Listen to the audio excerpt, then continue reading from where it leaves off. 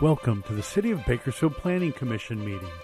This television broadcast is brought to you by the local cable companies, the County of Kern, and the City of Bakersfield.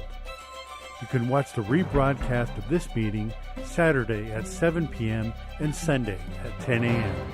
The agenda for this meeting can be downloaded at www.bakersfieldcity.us.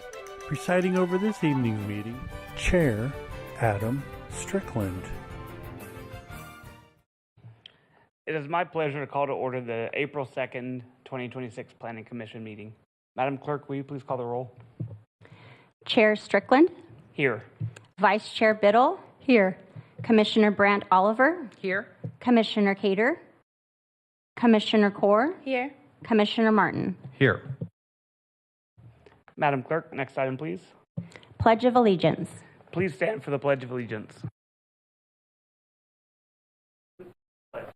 I pledge allegiance to the flag of the United States of America and to the republic for which it stands, one nation, under God, indivisible, with liberty and justice for all.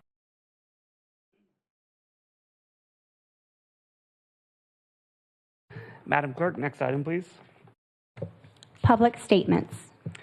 Public statements are now received at different times depending on the item. I will call on Madam Clerk to call for public statements at the appropriate time, so please listen carefully for the correct time to speak.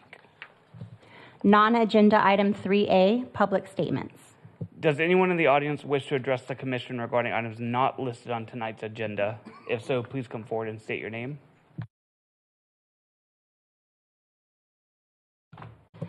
Agenda item 3B, public statements.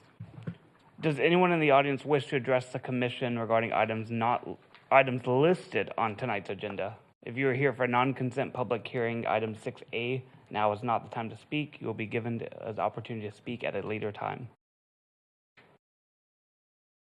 Seeing none, Madam Clerk, next item, please. Agenda item 4, consent calendar items. All matters listed under the consent items do not require a public hearing and will be enacted in one motion. There will be no separate discussion of said items unless staff or commissioner requests specific items to be pulled for discussion or removed for separate action. May I get a motion approving consent items 4A? I'll make a motion. Vice Chair Biddle, do I have a second? I'll second. Commissioner Core? Commissioners, please cast your votes. Madam Clerk, can you change the screen so it shows item 4A?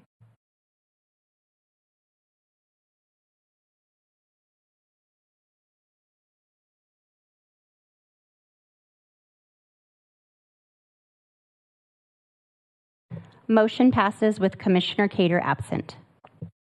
Madam Clerk, next item, please. Just for the record, Commissioner Biddle abstained. Oh, okay, thank you.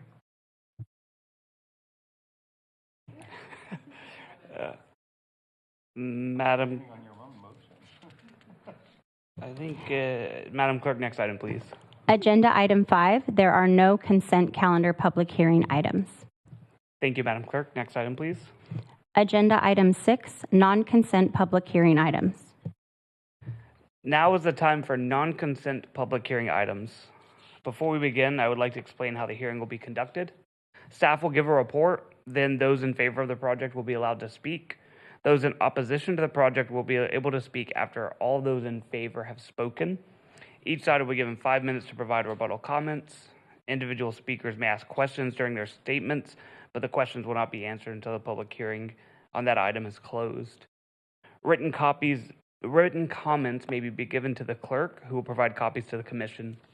Please be respectful of others participating in the hearing by not repeating the remarks of previous speakers and by presenting any new comments or thoughts in a concise and clear manner. Mr. Burns, will you please provide us with your staff report? Good evening, Planning Commissioners. Today we're coming forward with some ordinance changes related to our housing element. Recall back in about October, we were under a rush to get our housing element across the dais. Well, now we're actually going back, dug into the required parts of a housing element that requires the city to change our Title 17 municipal code in accordance to the housing element.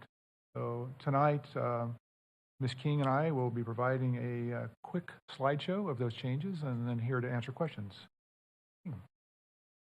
Thank you, Mr. Burns. Again, BD King with the City Attorney's Office. So just providing a short outline of our presentation today. We're going to be going over our housing element. It's been before you many times.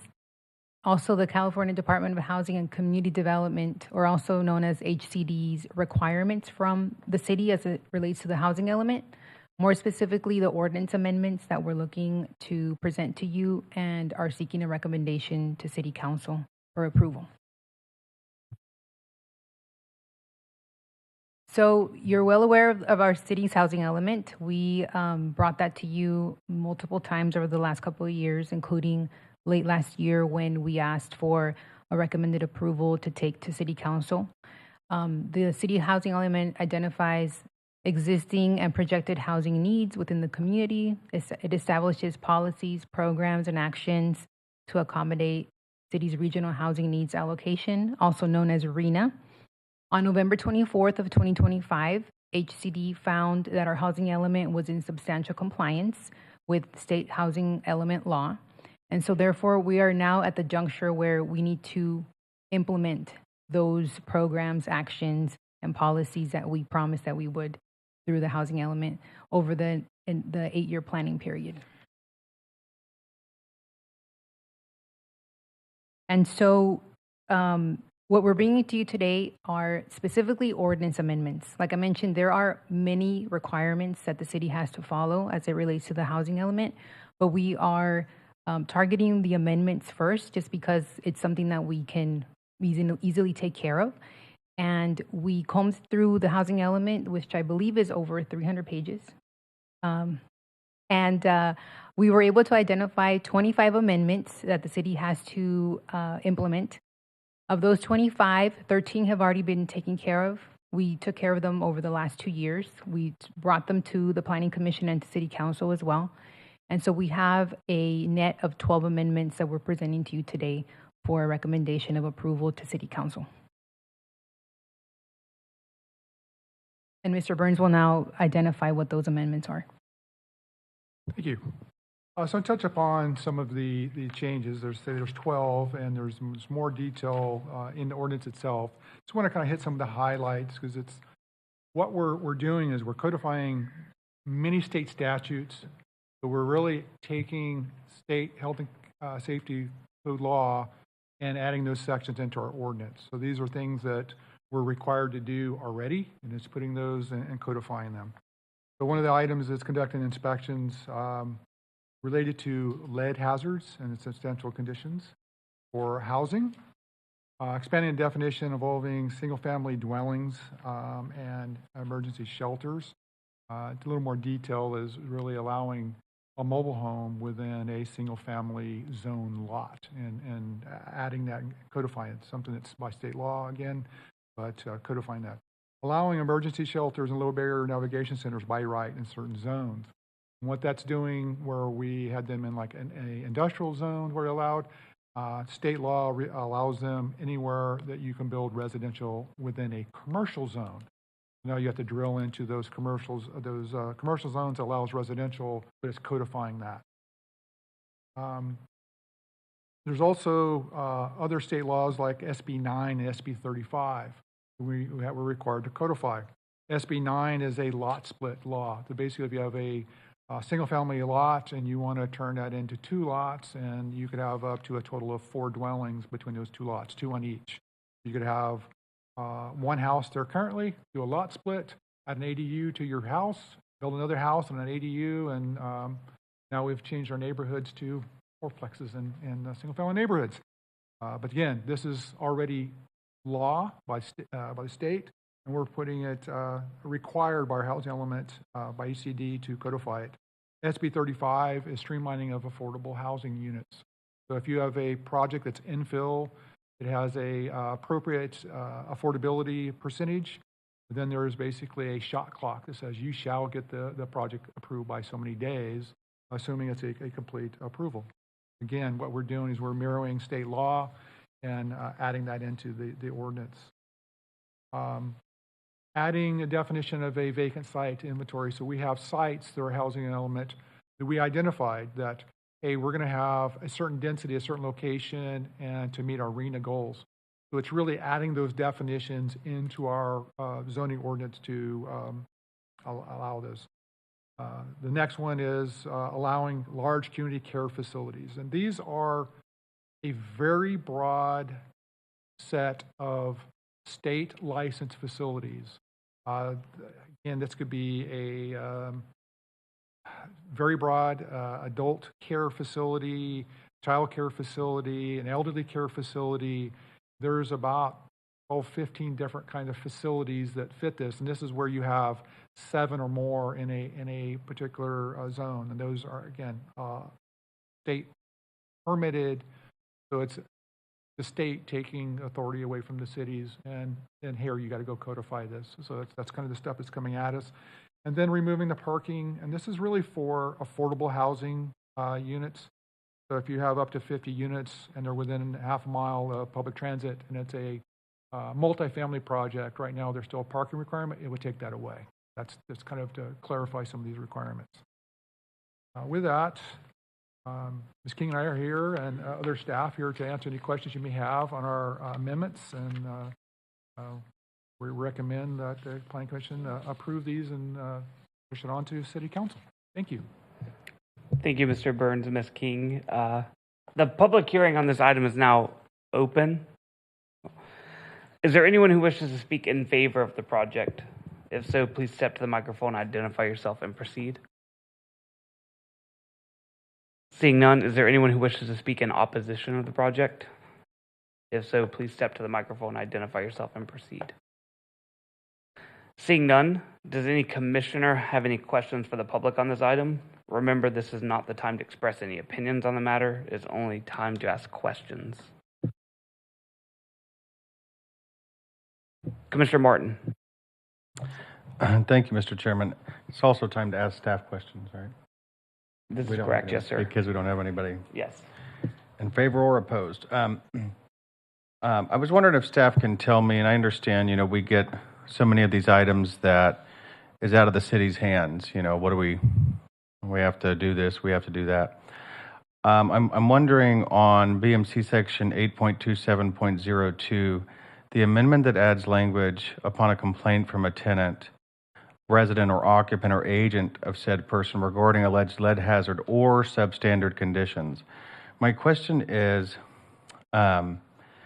so what is that's kind of very vague, what is the definition of substandard conditions, and is that outside of the context of potential lead poisoning, since it mentions lead in the prior sentence? And if so, what are those? Commissioner Martin, there are a number of housing-related standards. We have always enforced them through the housing code. Yeah. The health and safety code mirrors those requirements. Adequate sanitation, dilapidated roof, dilapidated conditions.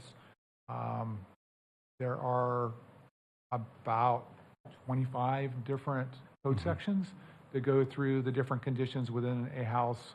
Not having hot water, not having a cooking facility, not having working heat at you're 70 degrees, 3 feet off the ground.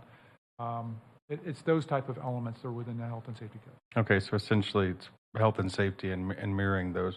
Correct. And the reason I bring this up is when also, before I get into that, who pays for this said inspection? Commissioner Martin, this enforcement falls under code enforcement, no different today. This is codifying something we already do. Right. The lead is one that we have not received complaints, so it's not something we are probably the most proficient at it, but all the housing items, we deal with those regularly. So it's something that we're codifying it.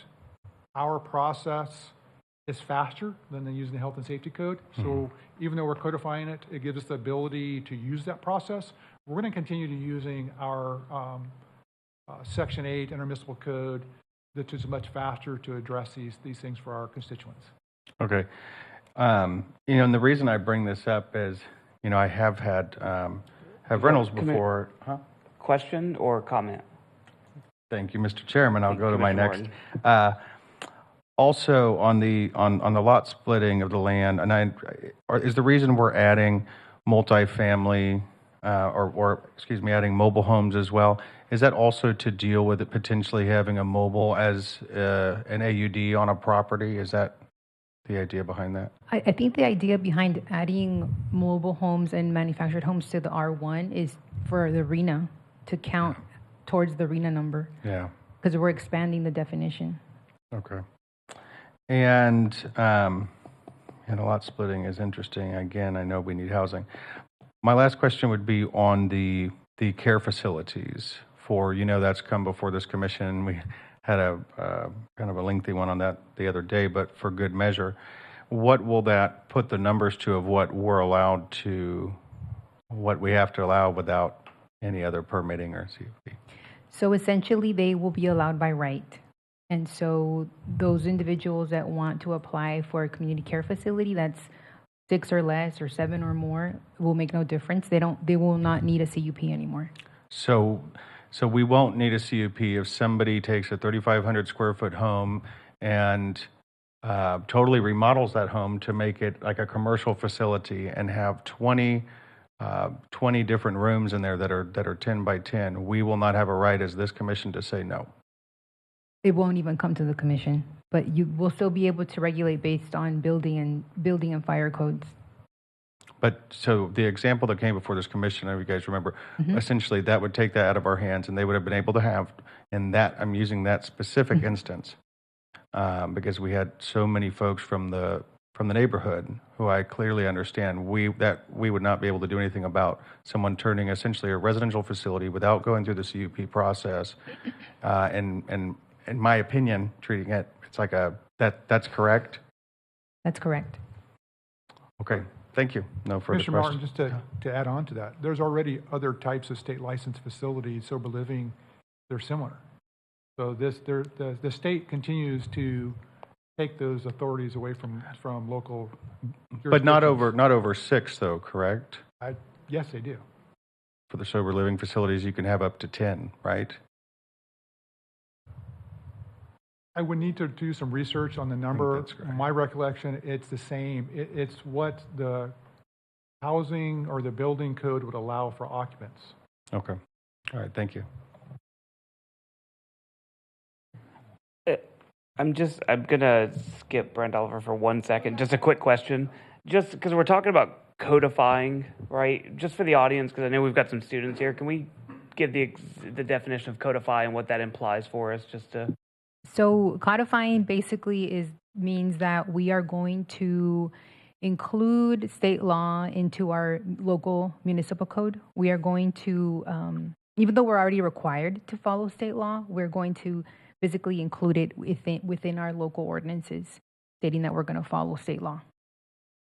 And even if we didn't codify it, we still have to follow it. That still gives the developers the same rights the state allows. It just puts us in a weird position that we don't match state law, correct? Yes, that's correct. And many of these sections that they're requiring us to codify have been bills that have passed over the past 5 years. And so every year the legislature brings in new bills, new laws, and so they are essentially requiring us to codify all those new laws that have gone into place in the past 5 years. Thank you. Commissioner Brent Oliver? Thank you. So my questions relate to the community care facilities as well. My specific question is, when you have a single dwelling that you count towards RENA, is that just like one unit per se? And then when it becomes a community care facility with multiple, like it's almost a multi-family situation, if you have 12 or rooms in it, do you get more RENA numbers for it? Am I making sense? I'm sorry, I'm not speaking the right language. Commissioner Brent Oliver, that is one unit. It still No is one different than a unit. single family, no different than having a 10,000 square foot house versus a 800 square foot house. For RENA, it's one unit. not the answer I wanted to hear, but I'll hold my comments for later. I'll come back off mute, I promise. I'll stop you. And then I hate to do definitions again, but can we just high level what RENA is and what we're talking about when we talk about a unit within RENA? And Mr. Burns? RENA is our regional housing needs assessment, our allocation. So Kern COG looks at the county-wide, the number of units, and they basically break down the RENA based on income categories or affordable units based on income. So there's our arena with 37,000 of that. We have like 17,000 low income and moderate income. So in our units, that's actual housing units. If you think about an apartment that's 200 units, then we get the full 200 units for that based on that density. So you look at how many units per acre, and the different categories are based on density. So single family, it falls in that above moderate income, so we get 1 unit in that group. We have something that's at a higher density, like 20 units per acre or more, then that would fall in that very low income category. And just to clarify, the intention of RENA, whether the application is the same, the intention of RENA is to make sure that counties and municipalities are building an appropriate amount of housing to cover different economic ranges. That's correct. Cool. Thank you, Mr. Burns. Oh, sorry. Commissioner Core? Question to the staff. For reducing the minimum parking requirement, is that only for multifamily housing only, or is it for commercial or other residential properties? That specific amendment, Commissioner Core, was about affordable units specific. So it's affordable units within that half mile to a transit. Okay, it won't apply to all the apartment units. Correct. It's Okay, an affordable just units. affordable. Okay. And then I had just, I think, 2 questions. Well, 3. Feeding on to the inspections, I understand now that that's still code enforcement. You gave the example on like the lead testing. The city hasn't had to do that, but is that something we'd probably contract out if we had to come across this? We wouldn't anticipate code enforcement can do lead testing internally, or? Commissioner Strickland, yeah, that's how we would handle it, because there's not the expertise to do that. We do similar when we have cases that won't go away with mold. So we would have to have someone that's certified in that type of testing. Okay, great, got it. And then I had a question on one of the summaries for an update. It just said that we were making more objective language. Could you give some examples of that, just to capture that? What is objective language in results of, I think that was 1710-040, maybe? Chair Strickland, that involved the CUP findings that we are required to make.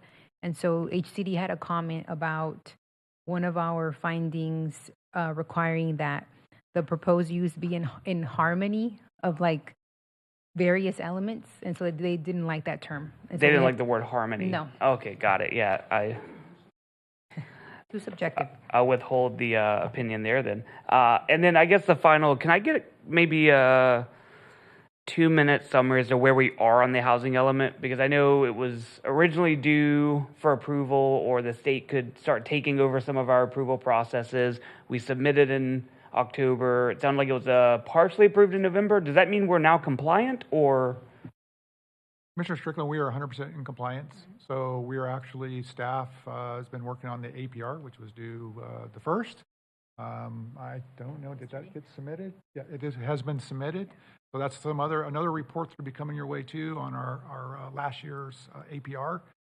We're hoping to get this done, these ordinances, prior to the APR, but it didn't quite happen. Got it. So are these ordinances basically approved as noted? If we do the stuff that we said, they approve us. If we don't do it, then conditionally they could remove that approval? That's correct. They have a enforcement wing now as part of HCD, and here recently in the news, they're going after several jurisdictions that have not got their housing element certified. It's kind of beyond that. They could sue us, and they also could hold back funding for the very same affordable units that they want us to build. So it's kind of counterintuitive in many ways.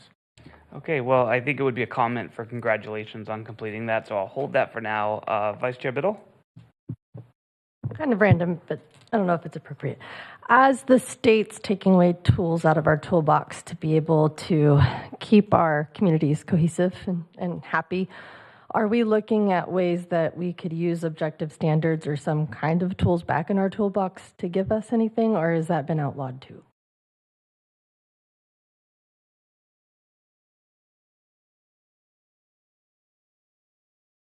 Commissioner Biddle, I'm struggling to come up with some objective standards that would help us. I can say we did incorporate the objective standards for our multifamily here recently, because that's basically the only thing you can use these days. I think if we're wanting certain standards on our single family residential neighborhoods, we're going to have to look at objective standards for them. And that's, I think, in some ways, it's some of our single-family developers may not like that, but if we want to keep some of the cohesive in our neighborhoods, we may have to go that direction to counteract some of these things that we're talking about tonight. Okay. I can tell you from a staff's perspective, adding the objective standards in the multifamily, what we found is we didn't do as good of a job in our ordinances so we need to fix some things. So they're trying to make a one-size-shoe-fits-all scenario, and we're finding that that's not working well for us. So I think as we come around with our general plan and our next zoning ordinance updates, you're going to see a lot of those objective standards change. But if this is something that this commission is wanting us to look at, please feel free to reach out to staff, and I'm sure Commissioner Brant Oliver may have an opinion on this too, because that's and it gets in her wheelhouse a bit. Thank you. Commissioner Brent Oliver. Going back to me, sorry, about the lot split required by state law or the ministerial right by right of it. Is there a minimum? So when we zone certain land and we say, this 20 acres can be 20 units per acre, meaning which typically means 20 lots per acre or whatever. What's to prevent somebody from just taking the minimum lot size in that neighborhood that's required by one zoning ordinance and dividing it in half? They have the right to do that. And then the next time they could turn around and divide it in half again. I mean, how many halves can you get? Is there any language in this, and then I'm really not seeing it, that you can stop the process from having and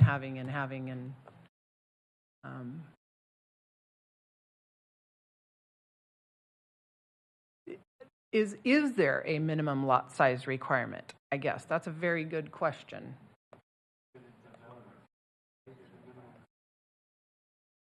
Well, they're thinking.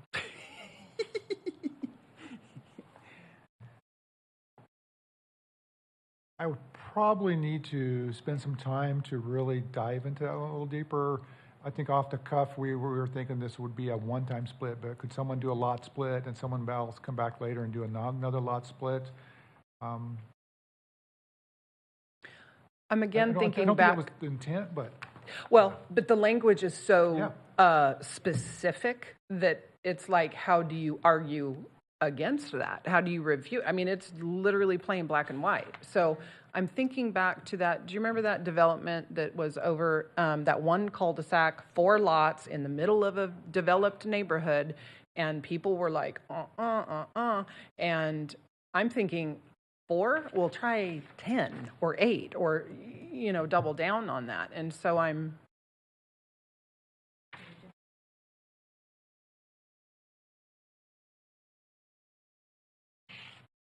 Yeah, I think we're going to have to do a little research on that one. I'm looking through the fact sheet, and I'm not finding a minimum standard. Ms. King was able to quickly Google that showed a 2,400 square foot lot split, but I don't know if that's actually.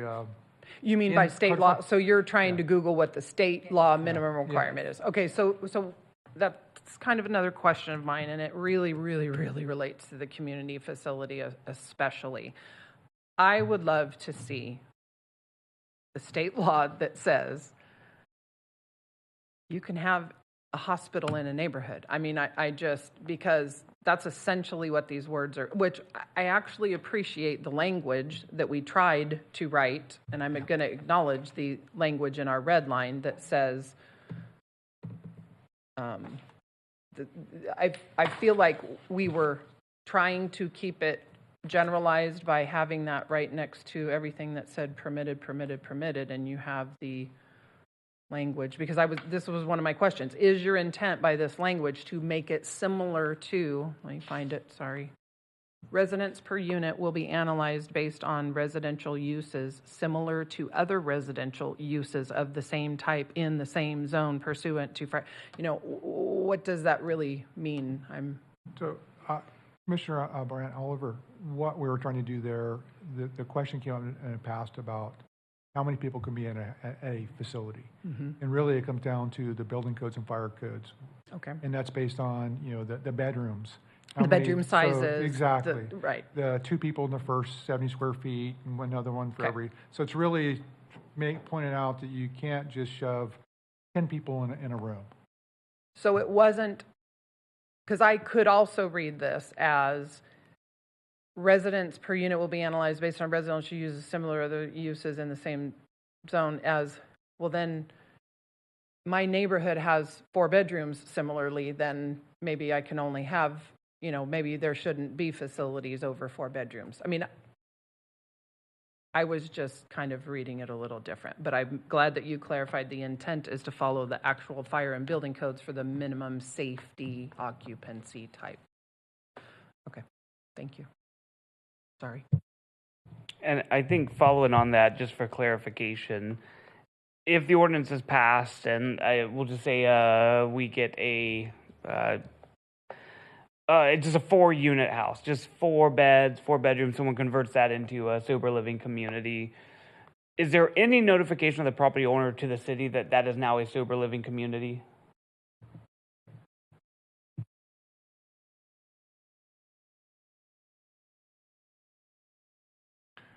Commissioner Strickland, there is not a required notice to the city at all on these facilities. The only thing we would be aware of would be if they came in for a building permit to change the garage into another bedroom, those type things, like we've seen for other similar type facilities. We've had sober living facilities do similar things, take a 3-car garage and take that 3rd-car garage and make it into 2 more bedrooms. Obviously, that's not what people want to hear, but that's just the reality of what we see. And I guess trying to toe the line now, state law is that by right they could do, and I'm just the sober living just to tie into this example. I'm really talking about any by right that's approved now, but sober living facilities by right they can do that, and we hope that they pull a permit to make those changes. But if they don't, what would the let's say a neighbor reports them to the city. What does that look like? Are they in violation of just the no permit, or are they in an expanded violation of zoning as well? Like, what does that look like? So, Mr. Strickland, anytime someone does construction without a permit, that's a violation of both, city codes regarding permits and also contractors licensing board. The other issue here is if you're talking about one of these type facilities, they are supposed to, some of their conditions, if you read through the licensing requirements for like a community care facility, they're required to get permits. So potentially you have also that violation back against the state licensing agency and a process there. Okay. And I guess final question to get off the soapbox. The purview of this commission is not to try and tweak the ordinances here because we're really just matching state law. We could put whatever we want into this, but still superseded by state law, right? Mr. Strickland, that's correct. And I want to kind of take that one step further too. State law, plus they purposely put it in our housing element as an action item. So what they've done is they've leveraged your housing element. If you don't actually do these things, then our enforcement agent, LAG, can come back later and say, you're no longer in compliance, and now we're going to take your funding away for other affordable projects. So it's like you're stuck between this rock and a hard place, that there's things that maybe we don't agree with in our community, yet we need the housing. So what do? Do you find other ways to address, you still do need to address your community. Understood. And I think I've got a question here. I'll work it into you. I think the line of questioning I was going with is I think in this example, we found an area that maybe the state law, somehow they didn't think of everything, and there may be a gap here. The correct avenue for this commission is maybe making action on this regardless, but that would be more of a recommendation or a question to city council to look at a separate alternative strategy of like an asset index for all housing developments, or that's really a city council committee for dealing with maybe fringe cases like this rather than trying to fix the ordinance to match it. Would that be an accurate statement? Are you suggesting that we make recommendations to the council in terms of the language on the ordinance? No, I think I'm suggesting that if we say, hey, as a, maybe not even as a commissioner, as a constituent, I see that this could be problematic. Really, the avenue is to go to planning or go to city council and say, hey, with this new ordinance, perhaps we should have a committee or a task force that looks at sober living facilities or new instances of development after these are built to make sure that we're tracking how often we're actually using this and keeping those compliant. Yes, and I believe that there are council members that are interested in tracking even after when we go through this process. Awesome. Yes. Thank you so much. I was just going to add that for the amendments, Mr. Burns mentioned that there are action items on the housing element. Because it took us so long to get the housing element approved, many of those action items for the amendments have already expired. So that's why we brought them all at the same time, because we were already past the deadline for 90% of them. As a project manager, I understand expired action items. You're talking my language. So any other questions? Okay. Seeing none, and because there were no comments in favor or opposition, we won't have a rebuttal. I will now close the public hearing on this item and return it to the commission for comment and action. Commissioner Martin. Thank you, Mr. Chairman. Look, I mean, this one's a doozy for me, but I guess I'd have to say, and I appreciate all staff's work on this, and I know we're trying to deal with the confines of the law, and I think Mr. Burns, you said it well, that if we don't do this, then we can't get that. If we don't do this, then we don't get that. But there also has to be a line in the sand somewhere, right? For us, it's like, well, they said, or we won't get this grant or that. Well, we'll find another one. I have a problem with, as a landlord myself, I go back to the first item that I brought up regarding the lead. Obviously, if that lines up with health code, most good landlords, they want to do all of those good things to be good stewards, of course, because they want to keep tenants and stuff, so they want to make sure there's hot water and things like this. But there's also, I can speak for example, I had a tenant one time who didn't want to pay their rent. And so they said all these things. There was beautiful new hardwood flooring I'd put in. I bent over backwards for lead, and there was no lead. So that one kind of strikes home personally because I've seen it a couple times as an abuse to somebody who has a mortgage to pay, who's not some big landlord, who's a little guy with a little unit, And so I have problems with the language. I think that can be vague and can be abused. Of course, if there is a real situation, a real issue there, then we absolutely should take it seriously. But then that's health and safety, and then now we're adding code into this, which is a higher expense to the taxpayer there when code is already, I know with the city and the county, they're already stretched very thin.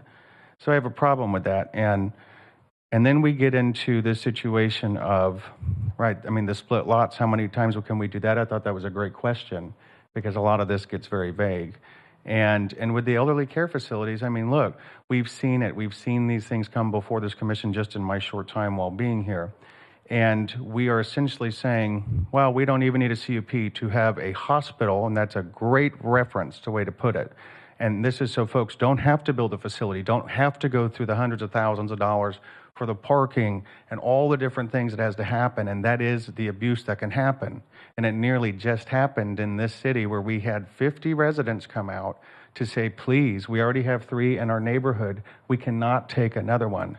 Where on the actual language and the documents they were submitting for a CUP in that facility, there was 12 plus, if I recall. That's 12 times the amount of people coming in. That's 12 times the amount of EMS and all the things that happen. And that's why those folks bought an R1, bought a residential home.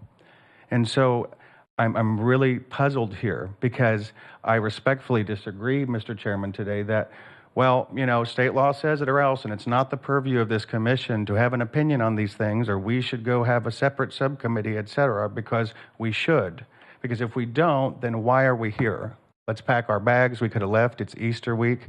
I think when we have something like this, I think it is our job to look at it, and at a certain point, we do have to push back. This is wrong, and it is changing our communities the way if folks wanted to buy a house there, fine. If you would have told those people they're buying a house that has 3 facilities next to it with 10, 15 people in it, they probably wouldn't have bought there. So I'm conflicted with, well, if we don't do that, Matt, then we'll lose some funding for something else. When do we take a stand in the state? It is regardless of R versus D, it is what we're dealing with currently. And this is not right for our community. And to your point earlier, is if the state's going to do what they're going to do anyway, and all we're doing is codifying it for our own situation and our own city, then there's no way. I do not support this, and I apologize for the long, passionate spiel, but this is not correct, and it's not right for our community. Thank you, Mr. Chairman. Thank you, Commissioner Morton. Commissioner Brent Oliver? 2 bad newses in a row. I could just ditto everything Matt said. I feel the same way. I feel like we have to take a stand as well. I feel like, first of all, I'm again frustrated with being put up against the wall of there's a deadline and we need to approve it. I'm extremely frustrated and I realize you guys are very hard workers. I am not trying to say people have been lazy and, got this late. Okay. I'm not trying to say that. I'm just frustrated that we can't work on the language and do some pushback, and I'm hoping that you did push back on, things like the lot split or things like the community care facility. I think it's very unfortunate and very, very, very, very against the American way to have purchased something knowing the current status of the zone around you, and then it completely changed. Now there's a sewer farm behind you. I just think that's completely, you have no rights as a property owner anymore. And I am completely against that, and I agree with Matthew that we have to take a stand. And I am not in support of approving this. I hope my commissioners agree as well. I think that if you do not, I wish, here was another thing I wished, that each one of these resolutions would be individual. Like I had approved 10 out of the 12. So I wish they weren't brought as 12 altogether. I wish that, so that we could move on with certain ones, and then we were only dealing with the couple that are unreasonable. And I think that as a city, we do still have to try and take a stand, and we will figure it out. We will figure it out if they finally get around to us and say, okay, you lose your affordable housing. Because I think my question too, does the community care facility with 12 people in it count more than a single family dwelling? That right there does not even meet the state's goal of more housing. Like, why would the community care facility be dumped in the housing element, period? Anyway, I'm completely against it. Sorry. Thank you, Commissioner Brandover. Vice Chair Biddle, are you requesting to speak, or is it just popped up? What was it next? You want some comments, though? No. Okay. Vice Chair Biddle. Oh, man. Okay. I say ditto too. I don't like state law. I think last year there were 794 laws passed in the state of California that the governor signed into action. He only vetoed 123. So there's a lot of laws that we don't like and we don't agree with.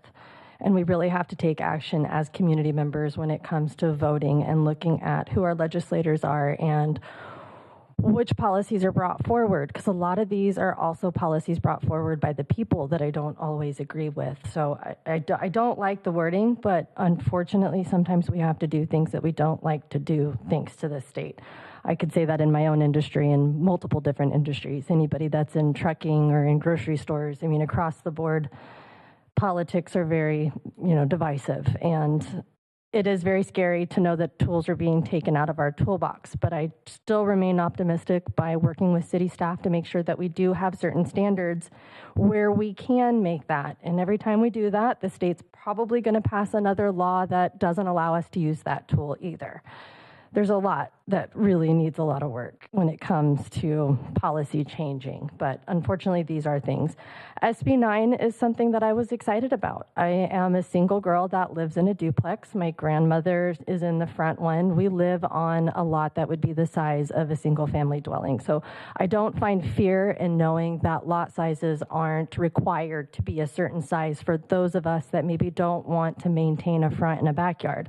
Because I can't remember the last time I went to my front yard, to be honest with you. I'm in the back.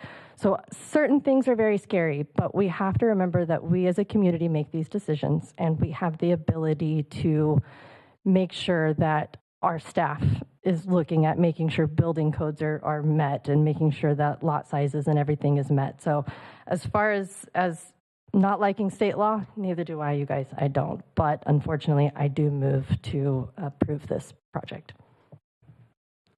Thank you, Vice Chair Biddle. And not seeing others, I'm just going to make a couple comments. I want to start with thanking staff for the work they've provided on, regardless of any comments I have coming after this.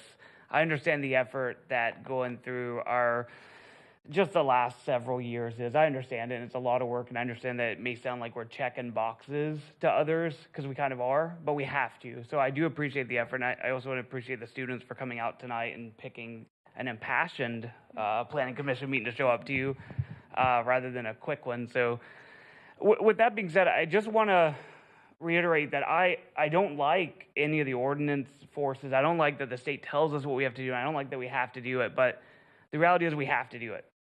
By denying these ordinance changes and shooting it down is the definition of screaming into the void. It will make no change. It will do nothing but make staff's life harder when one of these housing developments or these daycare facilities want to open up and the state law lets them, and we can't stop them anyway, but now city staff has to respond to that. City staff has to deal with it. They have to deal with the lack of funding. If we want to make significant change, as Vice Chair Biddle said, look at who you're voting in. Look at the representation we are and aren't getting. Look at what the state is not doing for, I think, correct me if I'm wrong, Bakersfield now the 8th largest city in California, and we hate every bit of it, and what's it done for us? So reach out to your city councilman. Reach out to them. There are plenty of organizations, there are plenty of other cities that have banded out, putting together letters, putting together statements. The Planning Commission's purview is not to make that stance tonight, because if we shoot this down, it doesn't do anything other than trash the work the staff has already done. And I promise you, our governor or our assembly is not going to look at it and say, well, dadgummit, the Bakersfield Planning Commission shot it down. We should make change. There are more applicable avenues. So I'd hate to shoot this ordinance down or reject this in protest, because I don't think it's going to make a change. I'd rather acknowledge the effort staff has done, acknowledge that we have to do this, and then put our energy towards reaching out to our councilpersons, reach out to our councilpersons, reach out to our mayor and vice mayor, and make our press there, because I feel like they're on the same page we are. Nobody likes this. We're having to do it. Let's do it and then put our energy properly. So I would like to second Vice Chair Biddle's motion. Can I say, Mr. Chairman, it's not that we're not saying, in my opinions, or saying that staff didn't do a good job or the governor doesn't care up there. We have pretty good representatives here. But to me, it is about it's what's right or what's wrong to a point where it's like it's not any dig at city staff, and you guys are trying to do everything you can do, with those confines. But if they're going to do it regardless, it's a matter of what's right and what's wrong from my angle. I appreciate all the work city staff's doing to try to jump through these hoops because of the governor and the legislature that we have. But thank you. I appreciate the clarification, and I do not mean to make it seem like you don't appreciate the staff. I'm just saying I don't want to. I agree with you. What you're saying, we're on the same page here. I just think we're looking at different opinions on the real result. I think saying no to this, opening up that can of worms of now the state's enforcement division is going to come in and they're going to bully us anyway. If we deny it, we get bullied, or we approve it and we don't like it. Both are terrible solutions for us, but one at least saves city staff a little bit. So, yeah, of course, before I second that, I will let Commissioner Brent Oliver continue. Thank you. Thank you for pausing the second. So, Ms. Biddle, Commissioner Biddle, I apologize. I totally do not have, I just want to clarify my one position on small lots. Absolutely don't have a problem with small lot in a certain location, but I think my intention on the comment was if a person's purchased a lot in more of an estate-sized area, that's their intention, is to live more with space around them. And so that is what I thought our whole entire zone general plan was for, and to have it thrown out the window is just very, very, very unsettling for me. And then just the last comment is I really appreciate your point that we are not elected officials, and I would have to agree that it is not our position probably to push back as hard as I want to push back. It is not, my opinion is not going to make a difference because I'm not an elected official. So. Thank you, Commissioner Brent Oliver. And I want to continue with that second, but I think just so we're on the same page, your motion is in favor of approving staff's recommendations? That was your motion. I just want to make sure before. Do you want to restate your motion? I approve staff's recommendation. And then I would like to second Vice Chair Biddle's motion to approve staff's recommendation. Commissioners, please cast your votes.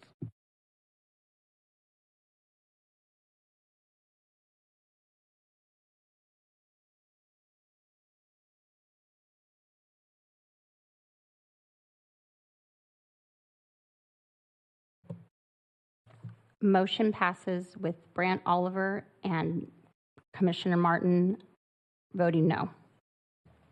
Thank you, Madam Clerk. Next item, please.